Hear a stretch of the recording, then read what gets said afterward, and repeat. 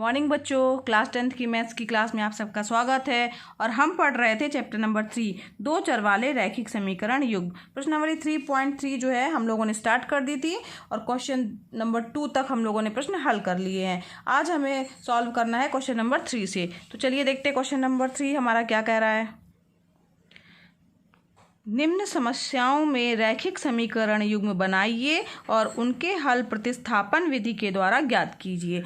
तो इसका पहला पार्ट है बच्चों, दो संख्याओं का अंतर 26 है और एक संख्या दूसरी संख्या से 3 गुनी है, उन्हें ज्ञात कीजिए। ठीक है, चलिए देखते कैसे हल करेंगे इसे बच्चों। प्रश्न में कह रहा है कि दो संख्याओं का अंतर 26 और एक संख्या दूसरी संख्या से 3 गुनी है। तो सबसे पहले क्या करेंगे, हम मान लेंगे कि वह संख्याएं जो हैं x और y हैं। तो माना संख्याएं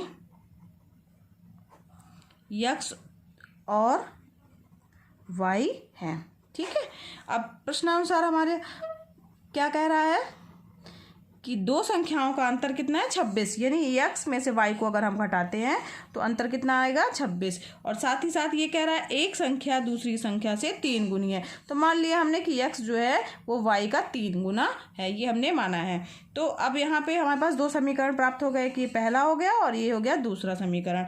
ठीक है, तो समीकरण 2 से जो ये x बराबर 3y है, इसका मान समीकरण 1 में रखने पर, तो 2 से x का मान समीकरण 1 में रखने पर।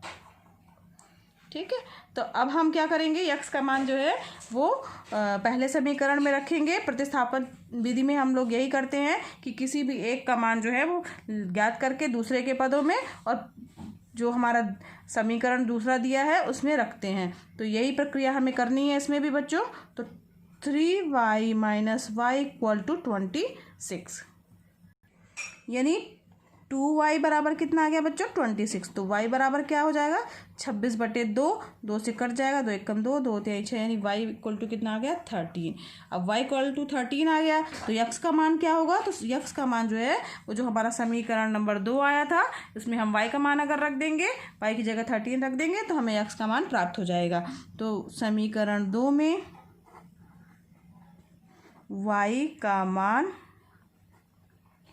रखने पर, तो समीकरण 2 में मान रखिए x बराबर 3 इंटू वाई की जगह 13 कर देंगे, मल्टीप्लाई कर दीजिए तो x इक्वल टू क्या हो जाएगा 13 3 39। तो इस प्रकार से बच्चों हमें x का मान प्राप्त हो गया 39 और y का मान प्राप्त हो गया 13। तो क्या आंसर आप अलग से लिखेंगे, उत्तर अतः अभीष्ट संख्याएं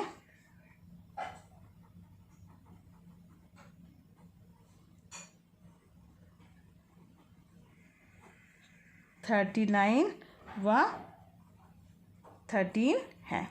ठीक है, समझ में आया ना बच्चों कैसे हल करना है। आइए बढ़ते हैं आगे क्वेश्चन में। दूसरा पार्ट है, दो संपूरक कोणों में बड़ा कोण छोटे कोण से 18 डिग्री अधिक है, उन्हें ज्ञात कीजिए। ये भी बहुत आसान है, आइए देखते हैं कैसे करेंगे बच्चों। यहाँ पर एक वर्ड आया है संपूरक कोण। तो संपूरक कोण क्या कहलाता है, यदि मान लीजिए जैसे ये है, दो कोण दिए हुए हैं, एक ये कोण है हमारे पास में और एक कोण हमारे पास में ये कोण है। तो संपूरक कोण, ये दोनों कोण एक दूसरे के संपूरक हैं, जिन दोनों कोणों का योगफल जो है वो 180 आ जाए, वो दोनों कोण आपस में क्या कहलाते हैं, संपूरक कोण कहलाते हैं। जिन दोनों कोणों का योगफल 180 प्राप्त होता है वे कोण जो हैं वो संपूरक कोण कहलाते हैं। तो प्रश्न में कहा है कि दो संपूरक कोणों में बड़ा कोण छोटे कोण से 18 डिग्री अधिक है। तो सबसे पहले हम मान लेंगे कि माना छोटा कोण x डिग्री और बड़ा कोण y डिग्री है। माना छोटा कोण x डिग्री तथा बड़ा कोण y डिग्री है। ठीक है, हमने छोटा कोण x माना है और बड़ा कोण y माना है। तो अब प्रश्नानुसार क्या है, चूंकि प्रश्नानुसार दिया है कि कोण क्या है संपूरक है, तो इसका मतलब हुआ x plus Y equal to क्या आ जाएगा 180 डिग्री होगा। क्यों, क्योंकि कोण क्या है संपूरक है, पूरक है। ठीक है, ये हमारा रीज़न हो गया। अब इसके बाद ये भी कहा गया है कि जो बड़ा कोण छोटे कोण से 18 डिग्री अधिक है। तो बड़ा कोण कौन सा है हमारा? y है। तो y जो है छोटे कोण यानी यक्स से 18 डिग्री अधिक है। ये भी हमारा प्रश्नानुसार ही है। ये दो चीज़ें हमें बताई गई हैं। तो अब यहाँ पर हमारे पास दो समीकरण प्राप्त हो गए। एक ये पहला हो गया और ये हो गया हमारे पास दूसरा समीकरण। तो अब क्या करेंगे बच्चों? अब चूंकि यहाँ y इक्वल टू दिया ही हुआ है तो दूसरे समीकरण का मान जो है y का मान वो पहले समीकरण में रखेंगे। तो समीकरण 2 से y का मान समीकरण 1 में रखने पर बच्चों सारे प्रश्नों में इसी प्रक्रिया से हल करना है। चाहे x का मान आप ज्ञात कर लीजिए, चाहे y का मान ज्ञात कर लीजिए और उस मान को हमें दिए गए दूसरे समीकरण में पुटअप करना है। यही हमारी प्रतिस्थापन विधि कहलाती है। सारे प्रश्न इसी तरीके से हल करने हैं। आपके पास दो समीकरण जो हैं के युग्म प्राप्त होंगे या दो समीकरण प्राप्त होंगे। एक में से y का मान या x का मान निकाल करके दूसरे समीकरण में रखना है। ठीक है, इस तरीके से हल करने पर हमारे पास जो है x और y के मान प्राप्त हो जाएंगे। तो चलिए रखते हैं इसका मान। x plus 18 equal to 180 degree यानी 2x प्लस 18 इक्वल टू कितना गया? 180 डिग्री। यानी 2x बराबर क्या हो जाएगा? 180 में से 18 घट जाएगा यानी कि घटने के बाद कितना आ गया? 162 डिग्री। तो x बराबर कितना जाएगा? 162 बटे 2, 2 एकम 2, 2 अट्ठे 16, 2 एकम 2। तो हमारे पास x का कितना मान प्राप्त हुआ बच्चों? 81। अब x का मान हमें प्राप्त हो गया 81 डिग्री। ठीक, तो y का मान क्या होगा? क्या करेंगे? x इक्वल टू 81 जो है समीकरण 2 में रख देंगे। समीकरण 2 में रखने पर जब हम रखेंगे तो क्या प्राप्त हो जाएगा? y का मान आ जाएगा, y इक्वल टू हो जाएगा 81 प्लस 18, तो y इक्वल टू हो जाएगा ये 99। ठीक है, तो यानी अतः क्या हो जाएगा हमारा? अतः छोटा कोण 81 डिग्री व बड़ा कोण 99 डिग्री का होगा। ठीक है, ये हमारा आंसर हो गया। x और y का मान प्राप्त हो गया, यही हमें ज्ञात करना था बच्चों। तो इसी तरीके से बच्चों इसका थर्ड पार्ट भी है जो कि आप करिएगा। ये आपका होमवर्क है। इसमें भी दो समीकरण आपके बनेंगे और दो समीकरण में से एक x का मान या y का मान निकाल के आप दूसरे समीकरण में पुटअप कर दीजिएगा और इस तरीके से जो है दूसरे x और y का मान आपको प्राप्त हो जाएगा। अब बढ़ते बच्चों क्वेश्चन नंबर 4 की ओर। तो क्वेश्चन नंबर 4 में इसका चौथा पार्ट है। एक नगर में टैक्सी के भाड़े में एक नियत भाड़े के अतिरिक्त चली गई दूरी पर भाड़ा सम्मिलित किया जाता है। 10 किलोमीटर दूरी के लिए भाड़ा 105 रुपये है तथा 15 किलोमीटर के लिए भाड़ा 155 है। नियत भाड़ा तथा प्रति किलोमीटर भाड़ा क्या है? एक व्यक्ति को 25 किलोमीटर यात्रा करने के लिए कितना भाड़ा देना होगा? ठीक है, इसमें पूछा गया है कि नियत भाड़ा और प्रति किलोमीटर भाड़ा क्या है और एक व्यक्ति को अगर 25 किलोमीटर तक जाना है तो उसे कितना जो है पैसा देना होगा। बच्चों यहाँ पर दो चीज़ें हैं कि उसने पूछा है कि नियत भाड़ा तथा प्रति किलोमीटर भाड़ा क्या है। तो यहाँ पर सबसे पहले हम मान लेंगे कि नियत भाड़ा x और प्रति किलोमीटर भाड़ा y रुपये है। ठीक है, तो माना टैक्सी का नियत भाड़ा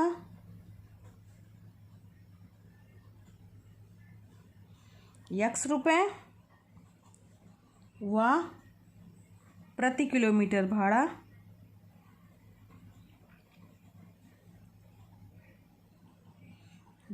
y रुपये है। ये हमने मान लिया है बच्चों। ठीक है, नियत भाड़ा मतलब उसका अगर कोई भी बैठेगा उसमें टैक्सी में तो उसे उतना किराया देना ही पड़ेगा। और प्रति किलोमीटर भाड़ा का मतलब ये तात्पर्य हुआ बच्चों कि जैसे अगर मान लीजिए उसे 5 किलोमीटर जाना है तो 5 किलोमीटर का 5 रुपये या मान लो y रुपये है तो y रुपये जुड़ता जाएगा। ठीक है, अब तो समझ में आ रहा ना? ये जितने आगे किलोमीटर बढ़ता जाएगा उतने किलोमीटर जो है उसका भाड़ा जुड़ता जाएगा। अब यहाँ पर प्रश्न में इसके बाद प्रश्नानुसार जो है वो कह रहा है कि 10 किलोमीटर दूरी के लिए नहीं, पहले आगे प्रश्न में लिखा है कि एक नगर में टैक्सी के भाड़े में एक नियत भाड़े के अतिरिक्त चली गई दूरी पर भाड़ा सम्मिलित किया जाता है। यानी जितनी दूरी चलेगा उतना भाड़ा जो है उसका तय कर दिया जाएगा या जोड़ा जाएगा। तो 10 किलोमीटर दूरी के लिए कितना दिया है, इसमें 105 रुपये भाड़ा दिया हुआ है। तो प्रश्नानुसार हमारा क्या हो जाएगा, 10 किलोमीटर दूरी के लिए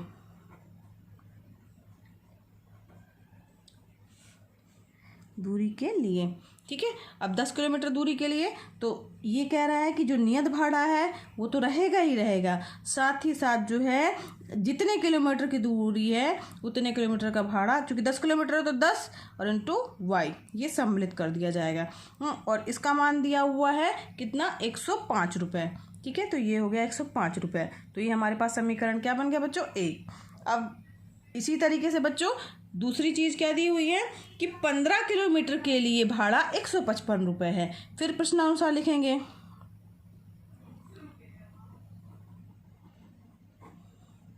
अब कितना, 15 किलोमीटर के लिए, समझ में आ रहा ना बच्चों।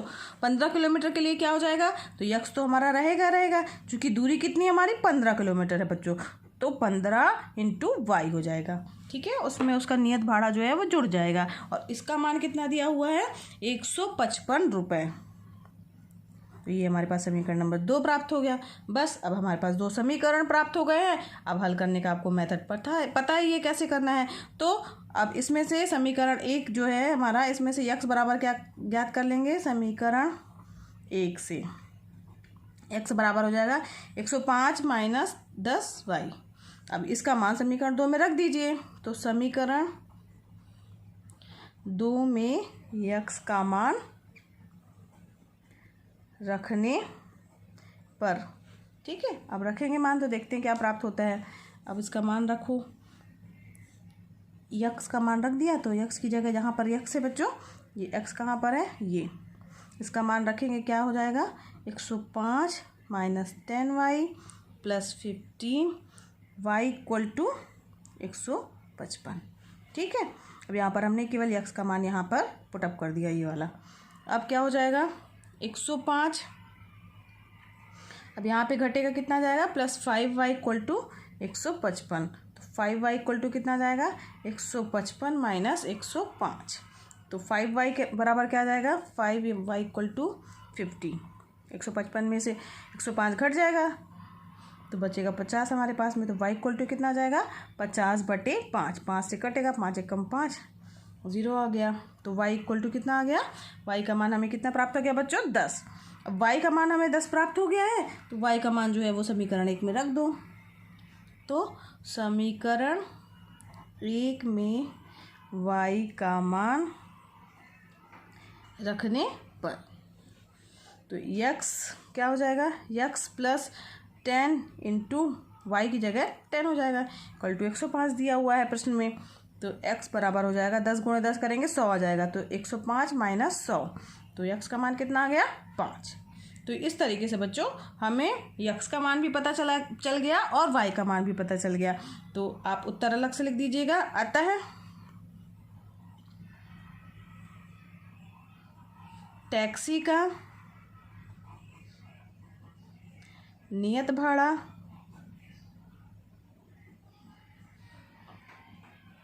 5 रुपये, x किलोमीटर माना था ना हमने, तो x रुपये माना था तो 5 रुपये हो जाएगा, तथा प्रति किलोमीटर भाड़ा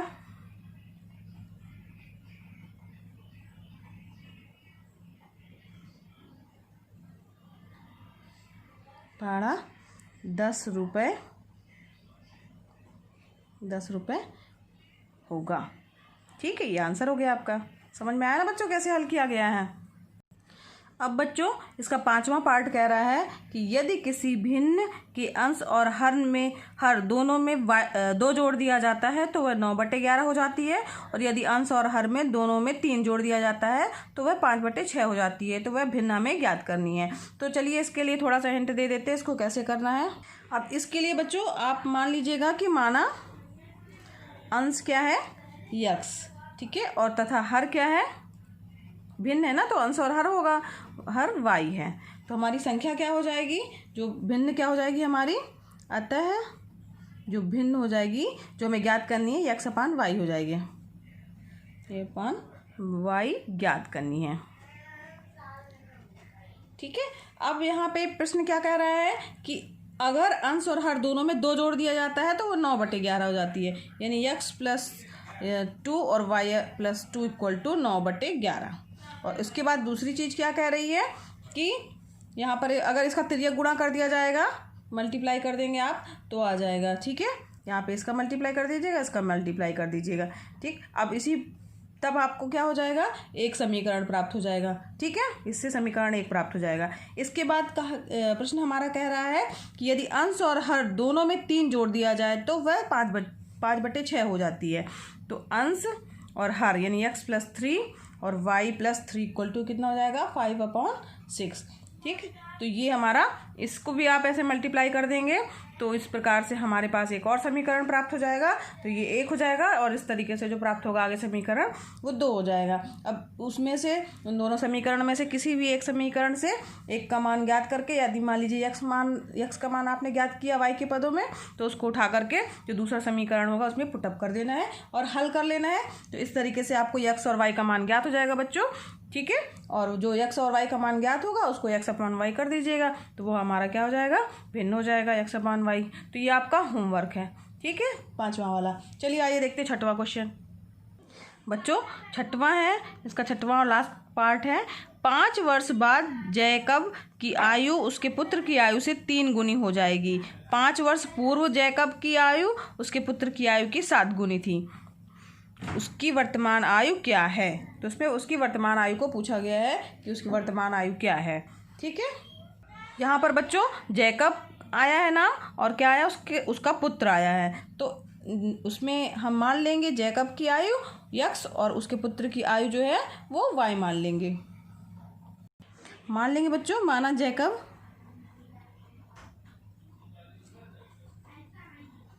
की आयु x वर्ष तथा उसके पुत्र की आयु y वर्ष है। ठीक है, अब यहाँ पे प्रश्न कह रहा है कि 5 वर्ष पश्चात, हाँ 5 वर्ष पश्चात जैकब की आयु उसके पुत्र की आयु से 3 गुनी हो जाएगी। ठीक है, तो 5 वर्ष पश्चात आयु क्या हो जाएगी इसकी, x प्लस 5 हो जाएगी और पुत्र की आयु कितनी हो जाएगी, y प्लस 5 हो जाएगी। और उसमें प्रश्न में कह रहा है कि जैकब की आयु उसके पुत्र की आयु से 3 गुनी हो जाएगी। तो पुत्र की आयु क्या है, y प्लस 3, इसका 3 गुना कर देंगे तब ये इसके जैकब की आयु के बराबर हो जाएगा। समझ में आ रहा ना बच्चों, क्योंकि इसमें प्रश्न में दिया हुआ है, प्रश्नानुसार हो जाएगा x प्लस 5 यानी 5 वर्ष के पश्चात जो है वो जैकब की आयु उसके पुत्र की आयु की 3 गुनी हो गई। ठीक है, यानी x प्लस 5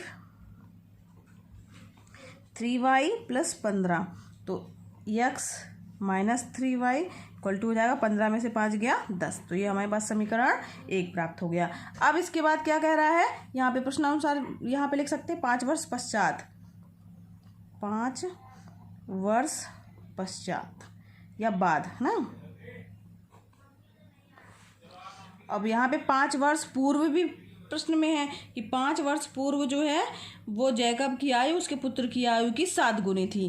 तो 5 वर्ष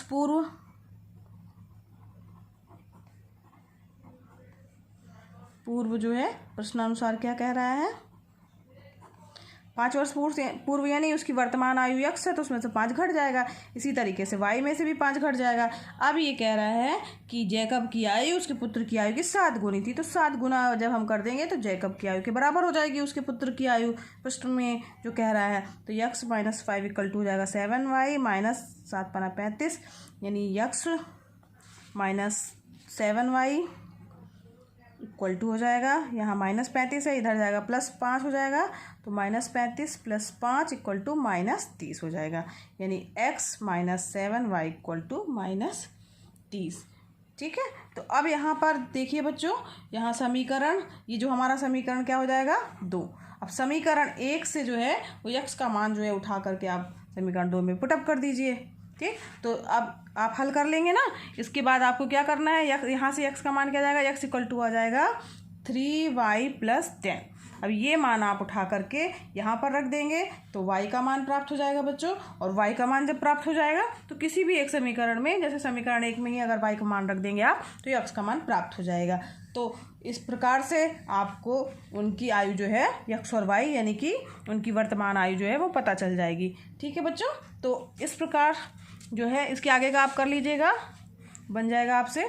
तो आज ये प्रश्नावली 3.3 आज यहीं पर समाप्त हुई और कल हम आगे पढ़ेंगे दो समीकरण को ज्ञात करने की अगली विधि के बारे में, जो कि है विलोपन विधि। तो ठीक है बच्चों, आज के लिए इतना ही बस। आपको मेरा वीडियो पसंद आया हो तो लाइक कीजिए और दूसरे बच्चों को शेयर भी कीजिए। बच्चों यह एकदम फ्री है और अगर आपने अभी तक सब्सक्राइब नहीं किया हुआ है तो मेरे चैनल को सब्सक्राइब भी कर दीजिए ताकि आपको नए वीडियोस मिलते रहें। धन्यवाद बच्चों।